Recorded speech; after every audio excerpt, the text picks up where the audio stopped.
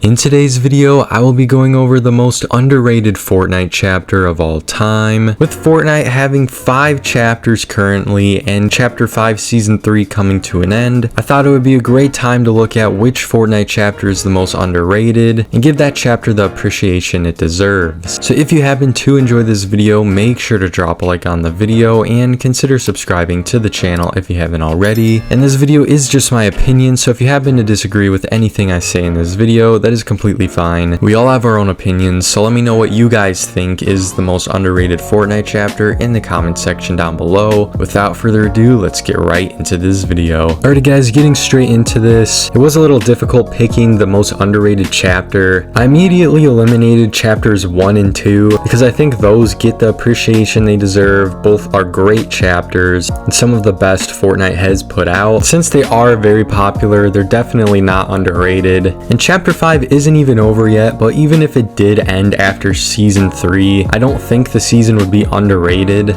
So this left me choosing between chapters 3 and 4. I think both could probably be considered underrated. However, since I'm picking the most underrated chapter here, I decided to go with chapter 3. Now, chapter 3 consisted of 4 seasons total, and we've gotten some great seasons out of chapter 3, which I'll be discussing in this video. And I'll pretty much start with the maps here and then get into like the loot pool, battle pass skins, the themes, and the lore. And pretty much explain why this season is underrated. So let's go ahead and start with the maps here. The maps throughout this chapter were overall pretty great in my opinion. Starting with the chapter 3 season 1 map, in my opinion this is one of the best Fortnite maps we've ever had in the entire history of the game. This map brought back some iconic locations that were slightly revamped from previous seasons, which included Greasy Grove, Tilted Towers, and Shifty Shafts. And we also had plenty of new locations. One that really comes to mind in season 1 is the Daily Bugle. That location was so good in my opinion, having that Spider-Man location in the game. It's definitely one I would never forget. And overall, the season 1 map is just super iconic. Season 1 is overall really good and probably my favorite map of the chapter. And throughout the next 3 seasons, we've gotten some pretty great map changes. Season 2 introduced some new locations such as Command Cavern, the Fortress, and Synapse Station, and the Collider was also added later on in that season. In season 3 we had the Vibin season there, so we had a new location in Reality Falls and kind of this vibrant scenery to that area around there with Greasy Grove. And we also had Lazy Lagoon added instead of the Bugle, and this map was overall pretty solid as well.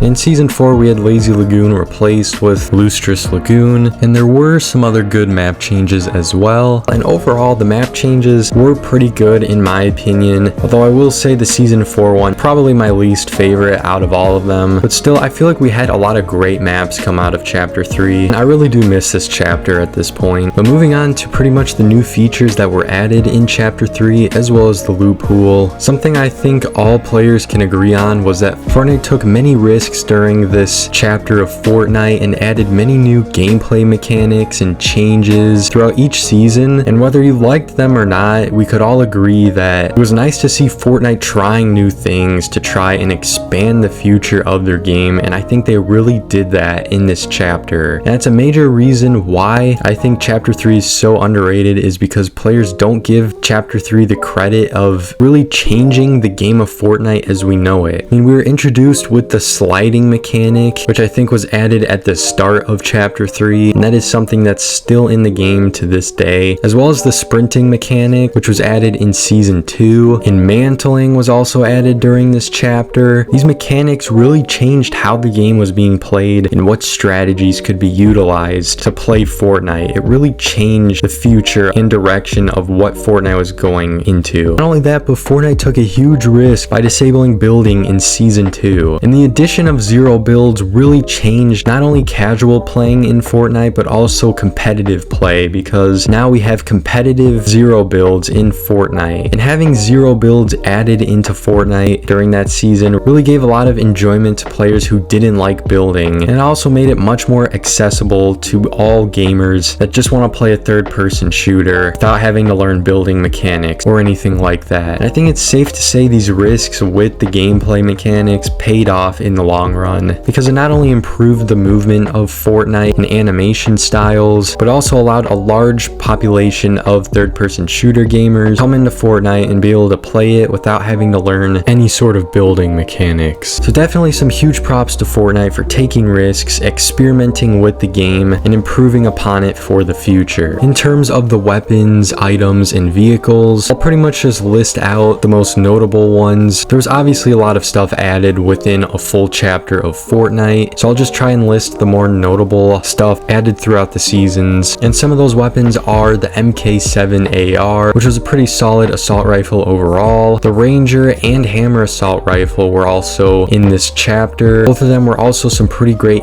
ARs as well. Some of the newer shotguns were the Striker Pump Shotgun and the Auto Shotgun, which have appeared throughout the rest of the chapters from chapter 3 and forward. We've also had the Stinger SMG, which was pretty good. The Sidearm Pistol was also probably one of my favorite pistols ever in Fortnite. Pretty good right there. It was definitely a very versatile pistol and did a pretty good amount of damage as well. The Hunter Bolt Action Sniper was also added in this season, which was a pretty great sniper. Some of the explosives that were added were airstrikes, which the explosive is definitely one of the more annoying ones in my opinion. In terms of melee weapons and some vehicles, we had the Spider-Man Slingers, which I believe was in the first 2 seasons of chapter 3, and the Spider-Man Slingers might be one of my favorite items in Fortnite of all time. They were so much fun to use, such a great mobility item in my opinion. We also had Titan Tanks added in season 2, which was for the Resistance season, and it still shocks me that there was a time when tanks were literally in Fortnite. We also had the lightsabers returning in season 3, which they're fun for a little bit, but in my opinion, I'm not the biggest fan of lightsabers in Fortnite. I feel like it just ruins the flow of gameplay. But we also had the Kamehameha Wave from the Dragon Ball collab added in season 3. And it still shocks me that Dragon Ball is literally in Fortnite, and the Kamehameha Wave was a fun item to use. Was it a little overpowered? Yes, but if you had this, it was so much fun to use. And there was also a Nimbus Cloud added as well, which was a fun mobility item to use for that season. And we also had the Grapple Gun, which was added, I think, after the Spider-Man Slingers were removed in season 3. Now, in my opinion, the loot pool was actually pretty solid throughout all the chapters. Yes, some items were a bit overpowered, but I don't know, I just remember having a lot of fun with these loot pools throughout the seasons. So moving on to the Battle Pass. Obviously, the Battle Pass skins and cosmetics are pretty subjective in terms of what's good and what's not. I know a lot of people did like the Battle Passes during this chapter, where others were not the biggest fans of these Battle Pass skins. And me personally, I'm kind of in the middle. I do think there's a lot of weak skins that came out of all of these Battle Passes, but I also think there was a lot of good skins that were released from the Battle Pass. So I'll go ahead and mention some of the more memorable skins in my opinion. So obviously from season 1, we had Spider-Man, which is one of the best Marvel skins we've ever gotten out of Fortnite and from the Battle Pass. Ronin was another good skin. He has a lot of good styles. Harlow was also another good skin from that season. And the secret skin for that season was the Foundation, which was The Rock. And it's still hilarious to me that The Rock is actually in Fortnite, but he's a great skin regardless. From season 2, we had Doctor Strange, which he was a good skin. The Origin was a really good skin in my opinion, and the Prowler was the secret skin for that season, and he was a pretty good secret skin as well. From season 3, we had Darth Vader, which Darth Vader, he's awesome, whether he's in Fortnite or not. Great skin right there. Stormfarer is actually a super underrated Battle Pass skin and one of the best from that season, and the secret skin was Indiana Jones. Finally, from season 4, which is probably my least favorite Battle Pass from chapter 3, but we did have a few good skins from there. Spider-Gwen was obviously a good skin. Meowskulls is somewhat a popular skin in the Fortnite community. And finally, the secret skin being the Herald, that was also a great skin. And all the secret skins from this chapter were actually pretty great in my opinion. And yeah, the Battle Passes were overall decent in my opinion. Some solid skins coming out of all of these Battle Passes. Getting into the theme of the seasons and the lore, this is another aspect of chapter 3 that Fortnite really tried experimenting with between the seasons, and they also kept up with the lore a lot during this chapter. We've gotten